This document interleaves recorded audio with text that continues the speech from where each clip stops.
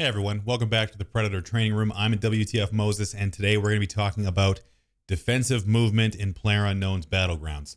Defensive movement is an underutilized portion of most players' game, including my own, and it's something I've been working on bolstering over the last little while, and I figured I would share some of my tips and tricks to help you improve your defensive movement in PUBG. So without further ado, let's get started. 1. Simple evasion. Evasive movement is something that almost all players have in their arsenal. Strafing and staying active while not actually moving is a common trait among most experienced players. This movement is also known as the wiggle. If this is not something you're used to doing, I'd suggest starting by simply rotating in a small circle and crouching up and down when in the open or out of cover or behind simple cover like rocks or trees. This keeps your head moving and makes it more difficult for you to be sniped. Eventually, this will become second nature and you'll find yourself doing it almost by reflex. The second simple evasion tactic is when you're on the move and start receiving fire.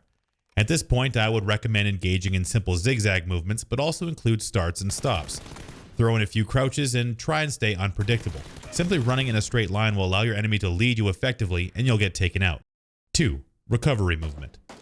Recovery movement is the act of dealing with a surprise attack that damages you, or when dealing with an unexpected enemy.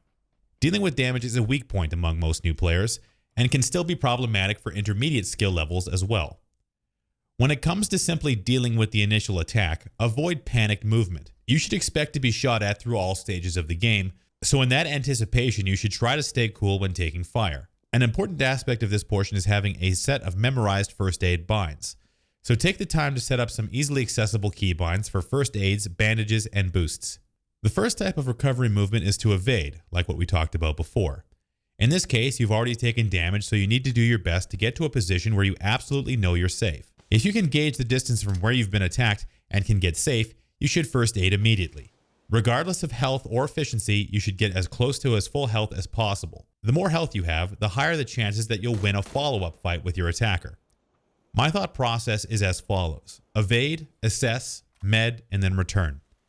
To elaborate, you've received damage and evade. Assess how much time you have. Immediately begin to med, and then return to the fight. If you have additional time, maybe pop a boost, but you should also be considering what the enemy is doing. If you've lost sight of them, assume that they're flanking. 3. Aggressive defense. In this last section, I want to cover a few tips for the advanced or aggressive player. I found that my playstyle has trended farther into aggressive territory as I've continued to play. However, outright aggression is a good way to lose a lot of fights if you aren't careful. Some bad habits of aggression is taking fights in poor defensive position. How can you take a fight in a defensive position, you might be wondering? Well, the idea is to have intermediate points of progress on the way to attacking an enemy. These points can be tiny, like from the stairwell to a doorway, or larger from street to street.